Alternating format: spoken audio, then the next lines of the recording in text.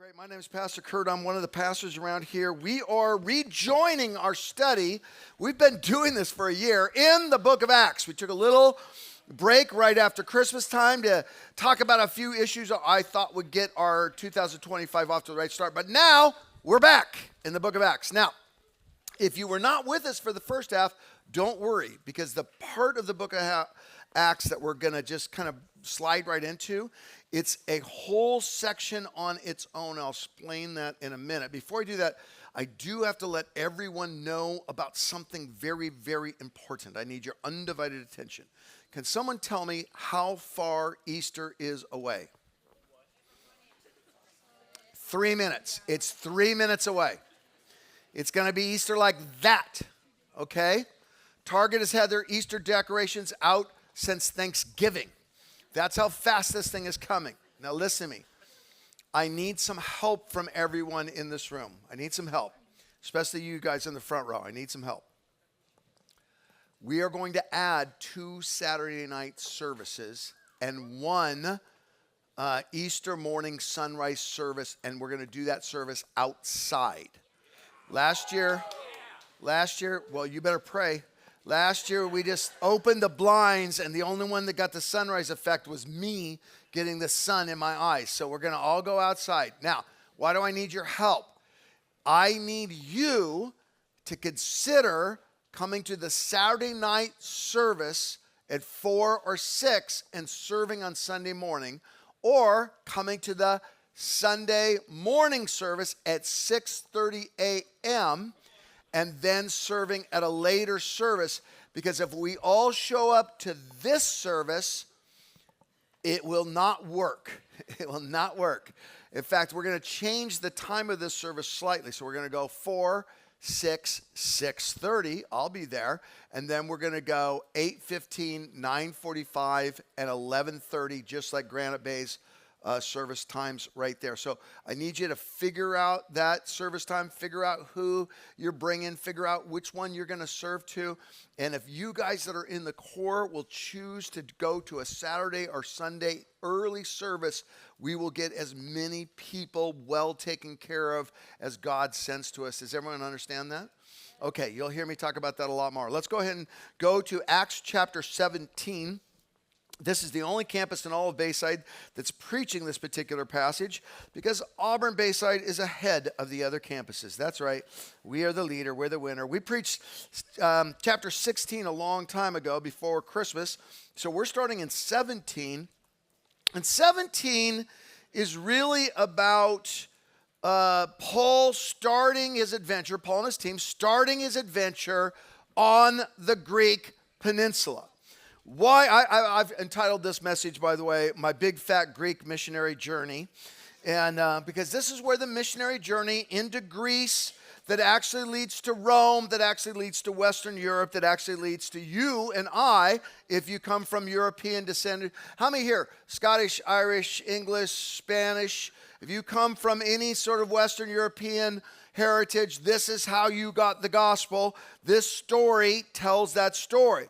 The context can be found in Acts 16:9. It simply says this: during the night, Paul had a vision of a man of Macedonia standing and begging him, "Come over to Macedonia and help us." Now, what is a Macedonian man? I'm going to put up 2 maps here. Go and throw up the first man. A Macedonian man is simply a Greek man. Apology to everyone on this side, but I'm going to point at this first map from this side. Here is Paul's second missionary journey, which we're going to study for a couple chapters here. It starts in Jerusalem. They go all the way up out of the Middle East into Asia Minor, which is this major area in Asia Minor is called Galatia. The book of Galatians is not written to one church. It's written to several churches that Paul started on the first missionary journey here in Galatia. What's important is that's where Paul grew up, right there, Tarsus. His dad had a tent-making business, and so they sold tents all over Asia Minor. Paul knew where all the Holiday Inn Expresses were, where all the Denny's were, where all the Waffle Houses were. He knew the best sushi place. Paul was familiar with Asia Minor. He grew up there. He knew the accents. He knew the power makers. He knew the synagogue leaders. So that's naturally where they went when they first started planting Christian church, to a place Paul was familiar with. But On this second journey, the idea is we're going to come up here and we're going to visit all these churches that we started a few years back. We're going to see how they're doing. We're going to encourage them from all the leaders in Jerusalem. When they actually get up there, God tells them no. They wake up one morning, should we go to this church? No. Should we go over this town? No, no, no, no. God changes their plans. By the way, this is one of the things God loves to do. If you are not flexible enough to let God change your plans, you're not going to have any fun in life. And you're certainly not going to be in the center of God's will. Imagine what you think your life will be 5 years from now. Just quickly, just imagine it. It won't be that. Whatever you just imagined, it'll not turn out like that. All the parents laughed. Did you hear that? That was a distinctly parent laugh. So they're sitting there trying to figure out why they've traveled all this way up here into Galatia, and then God keeps preventing them from moving on. And Paul has this powerful vision of a Greek man, and the Greek man says, all right, Paul, I want you to leave your home territory. I want you to leave this familiar part, and I want you to cross over to Philippi. Chapter 16, if you remember it, is where they get cast into a jail in Philippi. Why is this important? In Asia Minor, it's mostly Jews with some Greeks. On the Greek peninsula, it's mostly Greeks with some Jews. So Paul's going into unfamiliar territory. He's going into more hostile territory. He's going into a territory that has different food, different accents, different smells, and different dangers. But he hears God tell him to go, and they obey, and they go. Immediately, the second they step on the Greek peninsula, all sorts of crazy things happen. They get thrown in jail. They meet a girl who's demonized that could foretell the future. They meet a rich woman, Lydia, who starts funding their missionary journey. They didn't even have funds until they met Lydia. And then they start seeing fruit. Go ahead and go to the second map. Sorry, everyone on this side. I'm going to illustrate this map from this side.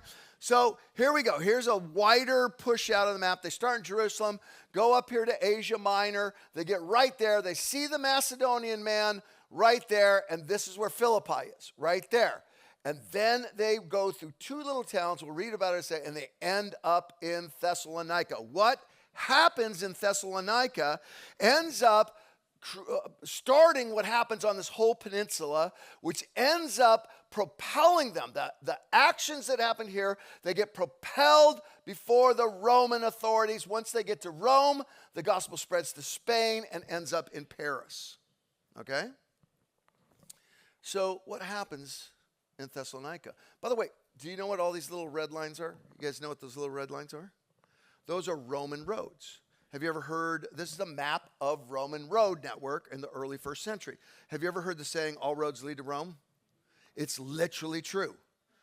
These roads were all built by Romans, and the way that the Romans conquered the Mediterranean and parts of North Africa and parts of Western Europe is that they were expert road builders. They didn't conquer them like we see on the movies because they were great army strategeries and they had all the right armor and all that sort of stuff. No, what made them different, the Greeks were great fighters. Spartans were Greeks. They're legendary fighters. What made them better than the Spartans and the Greeks and every other culture is that they built roads really well. Their roads had 7 to 9 layers. It started with the ground, and then it was shell and small rocks, and they built bigger rocks on that, and then they went to shell and sand, and they built them up like from here to there. They would dig down, and on the top, it would be cobblestone, and those roads were so tough, they withstood all of the rain in the Mediterranean, and you would be able to move from the rainy season into war season much quicker. They could run horses and chariots and large armies down those roads, and the roads wouldn't indent, they wouldn't implode, they wouldn't fluff off the side of the hill. And to this day, you can go back and walk the Roman roads that all lead back to Rome. Now, why is this important? The Roman roads, for the first part of their existence, were evil. They represented death, conquering, destruction of culture, and the most evil part of the Roman roads, a massive expansion in slavery. Slavery prospered in the Mediterranean because these roads were so good. Rome didn't win by might, they won by engineering. Now, Why is that important to our little study here? Oftentimes, what this world means for evil, God is very good at changing to good. When Jesus rose from the dead, the gospel spread like wildfire. Within years, just a couple years, the gospel was in North Africa and Western Europe. Just spread like wildfire. How did the gospel spread so fast? Those evil Roman roads. The same roads that brought slavery and destruction brought good news. This is so much better preaching than you're amening right now. Do you see how God did that? He took the evil thing and made it into the very, very good thing. By the way, God's still doing that today. Your biggest mistake can become your greatest heroic victory if you'll let God flip it on its head. Your biggest depression, the biggest moment of injury in your life, the biggest problem in our culture, the biggest problem in your family, the biggest problem in your history, all of those things are fair game and redeemable for God. I got two people that are actually spiritual right there. All right, Kurt, we get it. Now would you get off your geeky maps and teach us the Bible? Okay, the big idea here is we see in the Greek peninsula how people respond. And hopefully, as we study it, you'll ask yourself, how do I respond? Which group am I in? See, we can all go through the exact same thing and have totally different responses. A few years ago, for my first year at Bayside, we had this group called the Silhouettes. They were just on America's Got Talent, and they won, and then we booked them right after that, and just by luck, because they got really famous and booked everywhere, but we got them first, and so they came to Bayside for Christmas. And the word got around, and we expected like 20,000 people to show up, and 45,000 people showed up. And the very first night, we had no idea. We thought 2,500, 3,000 people would show up, and 5,500 people showed up on the very first night of the Silhouettes. So I'm coming outside of our church, and I look, and there's this line all the way to the parking lot, and it's a thick line, it's a big line, and I'm like, we're never going to fit all these people in. And this couple, who I don't recognize, they come walking up, and they catch a view of the line for the first time, and the husband says to the wife, great, look at that line. I was like, I hope they get in. 10 seconds later, a couple that was a core Bayside couple that I knew, really good people, volunteered everywhere. They come walking up the same exact path, and the wife gets a look at the line. She turns to the husband. She says, great, look at that line. Same exact circumstances. We're going to see there's three responses to what happens at the beginning of the missionary journey to the Greek peninsula. If you're still with me, give me an amen. I'm going to teach a few verses, and then we got three applications. Here we go. Verse 1. When Paul and his companions had passed through Amphibius and went to the Apollo Theater, I can't pronounce those names. By the way, some of you are going to come up to me after this and pronounce them correctly because you got a little Greek. It won't help. It's not like next time I'll pronounce it right. But anyway, they went through those two little cities, and they came to Thessalonica, which is, by the way, not the way the Greeks pronounce that city, but anyway, where there was a Jewish synagogue. Okay, here's what you have to understand. Philippi and those two cities that both start with an A, one to Apollo and one to Amphibious Beings, whatever it was, those cities are as big as Loomis, okay? So everyone get in your mind downtown Loomis. So they go to Philippi. That's the first place they rest. They find some friends, Lydia. Then they go to another Loomis. Then they go to another Loomis. And then they make their way to Thessalonica. Now, Thessalonica is at a crossroads. There's one road, if you we're looking at that map, there's one road that goes straight across the Greek peninsula, and that's the road from Rome all the way to Asia Minor. It's a major trade route. And then there's a north-south road, and right where those two roads connect, that's where Thessalonica is. So Thessalonica isn't Loomis, it's Reno. 250,000 people, which was huge for them. I'm sure there were people on Paul's team that had never seen a city that big. They should have been afraid, intimidated, and lost. I remember the first time my family drove us to Seattle. We lived in Washington And we lived in a small town, about 3,000 people. And we go over Snoqualmie Pass. And when we come out of Issaquah into Seattle and we catch our first view, I could see the Space Needle and all the buildings. I was just like, what? We had one electric stoplight in our town. I'm still this way. When we drive to the Bay Area, we go over one of the bridges. I'm like, look at this place. I flew to New York for the first time in my late 40s. I got off the plane. I was like, what in the world? Why haven't I been here? You two told me to come, and I didn't listen. The point I'm trying to make is they walk into Thessalonica, and instead of being intimidated, instead of being afraid, instead of being lost, Paul goes, we're going to go to the largest synagogue in this town, and we're taking it over for 3 weeks.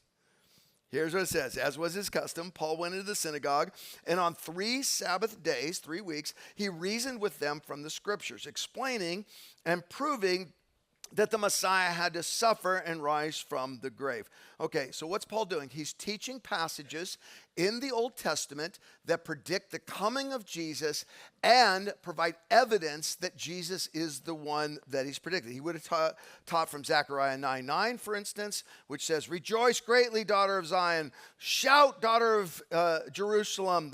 All the nation of Israel is what it's saying. See, your king comes to you, righteous and victorious, to conquer the Romans and purify the nation. No, it doesn't say that, does it? What it actually says is this. Your king comes to you, righteous and victorious, lowly and riding on a donkey. You see, when you took over a nation, you did it on a war horse. When you come to take over a human sin, you do it on a foal, a donkey. So Paul's teaching him, why is he not on if the coming of the Messiah is going to conquer our enemies, why is he not coming on a war horse? He's coming on a donkey here. Micah 5:2 would be another one. This is the one that predicts that Jesus will be born in Bethlehem. Isaiah is full of these. So Paul's teaching all of this. And by the way, one side question here. Why was Paul given permission to teach in the synagogue? Well, part of it is a cultural answer. The way synagogue work is not like it works here. Like, for instance, if someone showed up today, said, well, who's the pastor around here? That guy over there, see that guy? Needs to lose a couple pounds, that's him. And they would come up to me and say, my name's Bert, or John, or whoever it is, and I have got a message. I know you prepared a message for this morning, but I've got a different message. In fact, it'll take me 3 weeks to teach this message, and I'd like you to give me the pulpit. And if that happened, and someone said they were going to come in and preach a different message, I would look them right in the eye and say, Karsten, you are not ready yet. Karsten's our youth pastor, if you didn't know. By the way, Karsten's more than ready. That's just a good joke. Karsten's going to kill it. In fact, he's going to have a Sunday this summer. The thing about Karsten is I don't want him to preach because then you guys will figure out you don't need me. So that's the real reason. But the point about it is, why is Paul given this pulpit for 3 weeks? Part of it's cultural. The way the synagogue would work is the main rabbi would teach. There would be a reading of the scripture from the scroll, and the main rabbi would teach and talk, and then he would invite other knowledgeable rabbis that were in the room. They would get a chance too, because they believed in dialogue, not just dictation and indoctrination. So they liked dialogue. Dialogue was the way to master the concepts. So he would have opened it up and said, who wants to teach? That's not the only reason that Paul got to teach, though. Paul got to teach because he was famous. Paul was studying under the best-known rabbi in Jerusalem. He was the prize student in the most powerful school. Not only that, Paul took a leadership role in the persecution of the church when it first started bursting out. So they would have all known. And now Paul goes through this conversion. He disappears for a while, and he reemerges, that guy that was one of the up-and-coming best rabbis. And now every town Paul goes into in Asia Minor, there's riots. He's been jailed a couple times. So they would have been getting all this news. And then all of a sudden, in the back of the synagogue, Apostle Paul walks in. His fame is why they said, we want to hear from you. Why is that interesting? It's just like the Roman roads. Every deception in Paul's life, every bit of violence in Paul's life, Paul saw Stephen murdered for being a Christian. Everything that was wrong about Paul, God flipped it on his head, And now it gives him access to the most powerful synagogue in Thessalonica. What's the worst thing about you? What's the thing that most shames you? What's the thing that most embarrasses you? Do you know what God can do? He can take that thing that you don't even want to think about, and he can flip it on its head and change lives. So Paul gets up in the pulpit, and he starts preaching from the Old Testament, Jesus. He says this Jesus I am proclaiming to you is the Messiah, he said. Some of the Jews were persuaded. The Greek word here means they changed their opinion because of reason. So this is not, hey, the vibe of Paul's good, or I like this guy, I think I want to be on that team. It's like, no, he's making substantive arguments, and so they were persuaded over a 3-week period of thinking. And they joined Paul and Silas, as did a large number of God-fearing Greeks. These are people that have given up paganism and are learning the Old Testament, and quite a few prominent women. But other Jews were jealous. So one response is, we're going to think about this hard for 3 weeks. And another response is, we're going to be jealous. Now, the word jealousy here is very similar to our English word jealous. It's a very good translation. But get out of your mind the soft jealousy that we have. This isn't like, oh, man, I like Bob's new truck. I wish I could have a new truck. Or, man, Susan's kids, they all are on the honor roll. I wish my kids were on the honor roll. It's not that soft jealousy that we have sometimes. This word means passionate, angry jealousy. The intensity of this jealousy, we are meant to know by this Greek word, is very, very high. Why? What are they jealous of? They're jealous of the Apostle Paul. They're jealous of his crowds. They've been preaching at this synagogue and the whole city didn't show up. But over 3 weeks, this thing builds and builds and builds, and all of a sudden, it's getting out of control. Instead of listening to what Apostle Paul had to say, they start worrying that they're going to have to give up significance and power and esteem. Their world is going to change. This is a disruptive message. We're not letting this tent-making Asia Minor clown causes chaos. We're not letting him come over and take over our church. We're not going to listen to his message. And so what do? It says they rounded up some bad characters from Grass Valley. Actually, outside of Grass Valley. You know where they are. They formed a mob, and they started a riot in the city. They rushed to Jason's house. Jason just shows up in the story. He has a nice Christian Airbnb they're at. So they rushed to Jason's house in search of Paul and Silas in order to bring them out to the crowd. But when they did not find them, they dragged Jason and some of the other believers before the city officials, shouting, "These men who have caused trouble all over the world have now come here, and Jason has welcomed them in their house." This whole thing happened because of Jason. They're all defying Caesar's decrees, saying that there is another king, one called Jesus. This is a spectacular clinic in a great lie. Why is this such a great lie, what they're saying? First of all, it's half truth, half lie. All the best lies are half truth, half lie.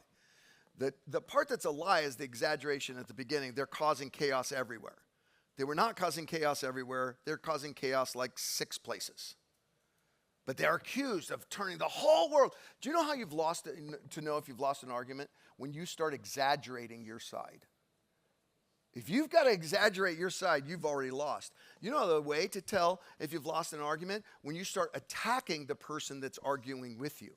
When you start going, I'm going to start calling names. Instead of dealing substantively with what they're saying and showing them, here's why I disagree with that, you start, we do it. I did this little search on, I said, what do Republicans call Democrats in this? Oh, this is going to be good. You ready for this? And what do Democrats call Republicans? Well, you guess which one comes from which list. But what the internet tells me through AI is that one group calls the other group fascists all the time.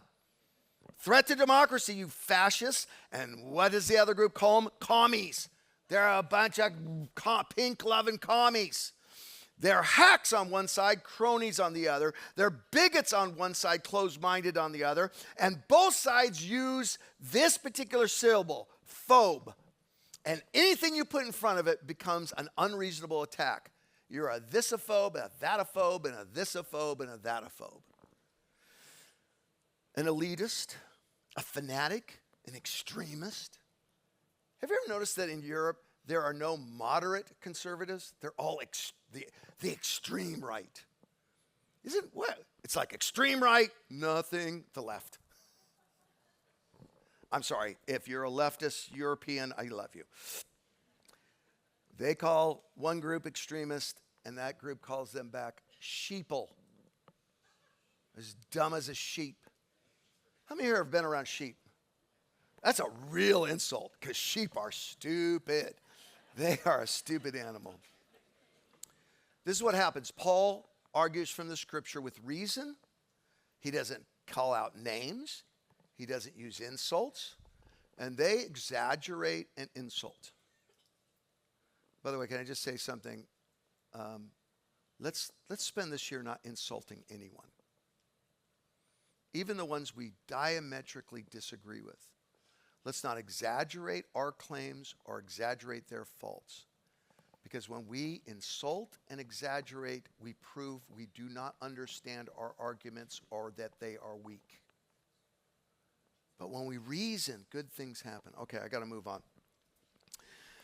When they heard this, that Paul and his team were teaching that Jesus is king. Okay, what's the true part of the lie? The true part of the lie is Paul was teaching that Jesus is the king, and that was illegal. See, the Romans accepted all sorts of different religions. You could have any religious conviction you wanted in Rome as long as you followed two rules. You could worship anything if you followed two rules. Number one, your religion had to be well established, old. They didn't want any new stuff. And number two, it had to actually acknowledge the imperial cult. In other words, you had to proclaim in your pantheon of gods that Caesar was one of the gods and that Caesar is a god. The problem with Christianity, why they got so much persecution, is they were brand new and they said Caesar's a sinner like everyone else. It's really true what the Thessalonians are saying about the second half. They're not creating commotion everywhere they go and the whole world's turning upside down, but they are proclaiming there's a false god named Caesar and Jesus is the real and true king. So what happens? How do we respond to the love of God is the question here. Paul and his team come into the synagogue and say, let us prove to you that God is more committed to you than you know. He's given you everything he has to give. He died in your place. It's always been his plan. His commitment has always been to you before you even thought about making a commitment to him. How do you respond? Well, there's three quick responses here and we'll be done. Number one, those that hear this message, they go. If you are an authentic responder to Jesus, you don't want religionanity, you want real Jesus, you want real Bible, you want to learn what Jesus actually taught in the first century and obey those things that he taught, you want to follow him and help other people follow, you want to love God with all your heart, mind, and soul, love others as yourself, just like Jesus taught, you want to be that person. I want for you to understand this. If you are that type of person, you will hear this uncomfortable command from Jesus. Everyone who is that type of person will hear this command. If you have not heard this command from Jesus, there's a good chance you're faking it a bit. And what's that command? Well, it's a simple two-letter word, go. God loves the command, go. You see, we think that being a deep Christian is having $3 theological words or understanding all the different theories and the different camps and the different history and all that's good, and I want you to learn that. I love geeking out on that stuff. But a deep Christian, an authentic Christian, a real follower of Christ is not someone who understands all the $3 theological words. It's someone who obeys the simplest of words.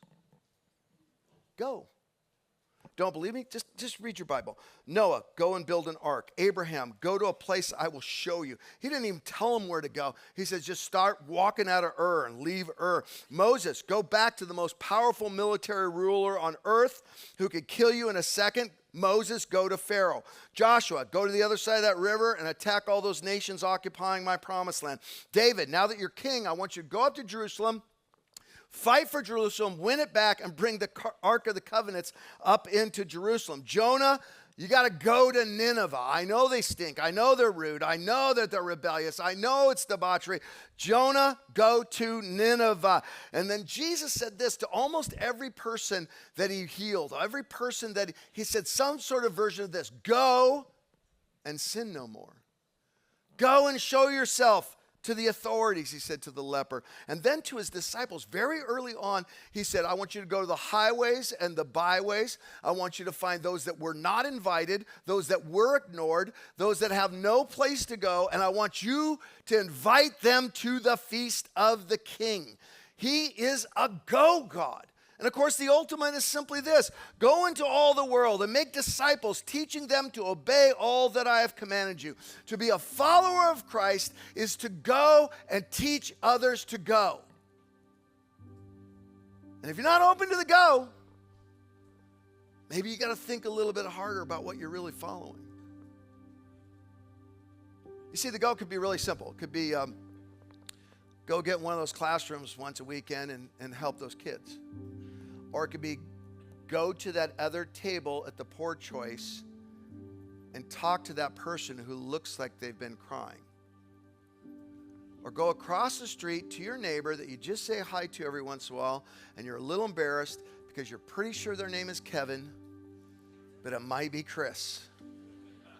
And your wife is not here to tell you which one it is. But God's just whispering in your ear, I want you to go and invite them to an Easter service. God, they'll never come. They'll think I'm a religious wacko. Yeah, I know all that. Still, go. Because I died on the cross for that neighbor. I know his real name. Do you got to go in you? Do you know, we could have revival in Gold Country like that. Just like that. Our problem's not a building. Our problem is not other churches. Our problem is not postmodernism or people are distracted or sexual freedom and politics. Our problem is not whether you're going to go to the Trump protest or not.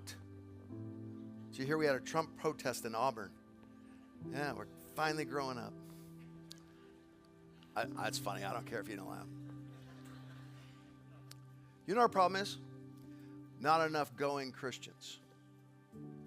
We get in the land we're familiar with, and God says, I want you to go down the Greek peninsula, and we say, next week. If every single one of us this Easter decided to go and invite someone and bring them to church, watch my math on this. If every single one of us did that, our church would double. It's a math thing. Do it in your head. Some of you are eager beavers, so we would more than double. But if each one of us went and got one person, I didn't get through Algebra 1, but I could figure this out. All right. Keyboard is playing already, and these guys want a lunch. Okay, really to the next two. Number 2, the response is we think. Some of us are ready and we go. Some of us are still considering. You're not all the way there. By the way, if you're not all the way there yet, God bless you. I'm glad you're here. Welcome. You don't have to agree with me or anyone to be here. And I don't even agree with myself sometimes. But I do want to ask you this. I want to ask you to think. Because you know what we believe? Listen to me carefully. We believe what has been repeated to us over and over. Thinking is hard. It takes energy. We don't like thinking. We just like to, okay, everyone agrees with that. It's called confirmation bias. I'm going to prove it to you right now. I have a list of scientific facts, and I want everyone to participate in this. I want you to go with your gut, and I want you to yell out true or false. It's a true or false test. I will make a statement. You tell me if it's true or false. Are you ready? Here we go. The body loses most of its heat through the head. False.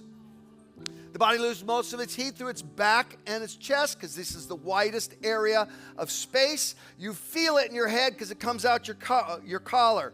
Different parts of the tongue detect specific types of taste. False. Very false. Sorry, all you wine drinkers. There are 5 things you can taste in your tongue. Every single one of your taste buds has all 5 of those cells in it. And therefore, that map you saw that this is sour and this, when you swish around that Napa cab and say, oh, peppery blueberries, no. You're not getting that from the sides of your tongue or the thing. Your whole tongue is giving you that.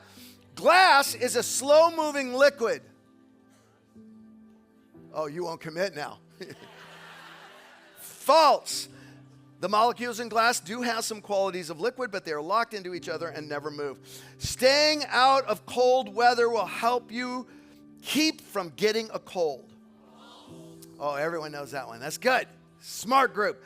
You know what makes you get a cold? It's not going outside in cold weather. It's staying inside with sick children. Exactly. Touching a baby bird will cause its mother to abandon it. False, very false. In fact, they've touched all sorts of animals, rabbits, everything that are babies, and the moms are like, stop touching my child. And these moms care about these babies. You know why this is the old wives' tale. You know why it got started? It was because very smart women didn't want their sons bringing baby animals in the house. Quit climbing that tree and bringing me birds and telling me that you just found them. A frog in lukewarm water will stay in that water if it is heated very, very slowly until it boils and the frog dies. True or false? False. Completely false. This has been duplicated over and over again. And the thing about frogs, right at about 86 degrees, they all jump out no matter what.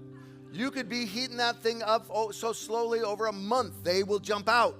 It's a great illustration, but it's not scientifically true. You are 10 times more likely to be bitten by a New Yorker than a shark. Absolutely true. By the way, this service had some conviction behind that. How many have been bitten by a... Okay, don't raise your hand. Here's the last one. This is one I love the most. Daylight savings time was first invented by Dr. Lucifer. Dr. Lucifer. It's true. Satan is behind daylight savings time. We all know it. We know it. It's right there in First Hesitations. What's my point? It's much easier to believe what we already believe than to be reasonable. And the problem is sometimes you believe the right thing, but you haven't been reasonable, so your confidence in it isn't what it should be. And other times we believe stupid things because they've been repeated to us over and over and over and over and over again. If you're a seeker, if you're not all the way there yet, even if you are a Christian, I just want to tell you this. Christianity is pro-thought. It's pro-questions. It's pro-doubt. It's pro-asking. The first person that your child should ask hard questions about faith to is you, parent. Don't let a professor be the first person that gets their question. When your child has doubts about faith, celebrate it. That means they're thinking and they're not dumb.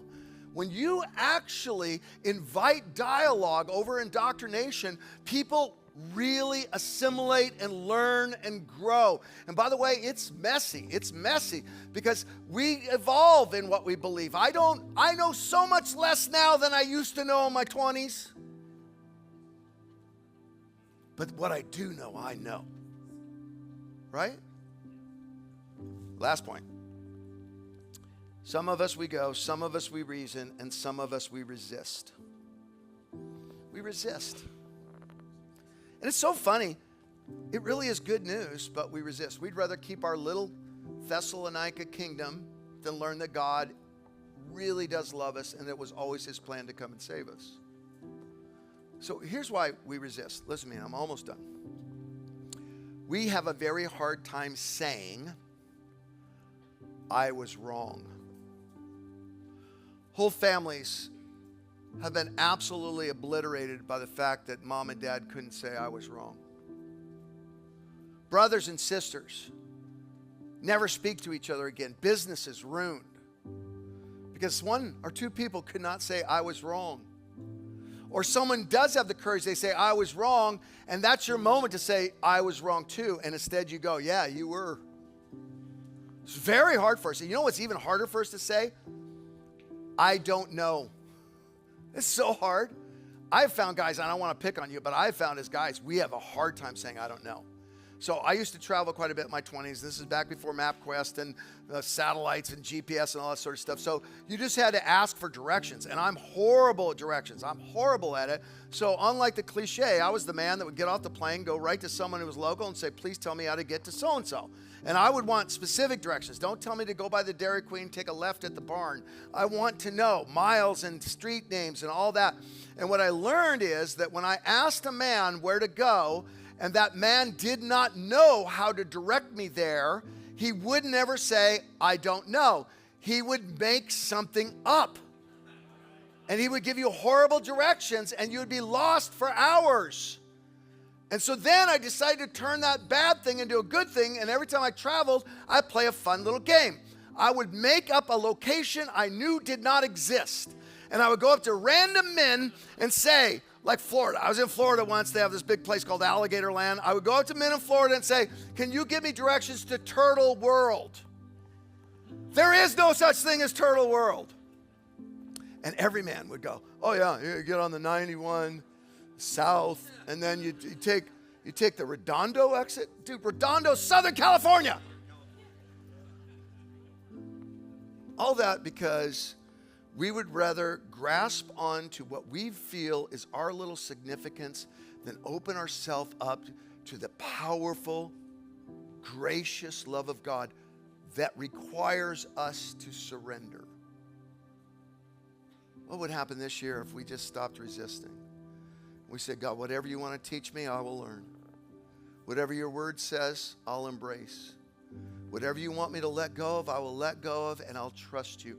God, I trust you to put me in the exact place I need to be in the exact time I need it to be. I trust you. I'll tell you what would happen. You'd start thinking about things you never thought you could think about. Your mind would become alive with what you should do with your kids and your business and your friendships.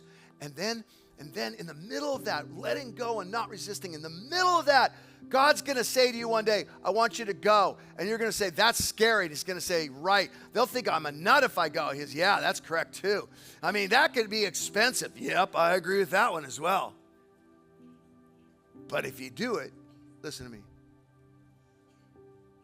You're going to have the most amazing time you've ever had. You're going to step over your fear and learn you can step over fear.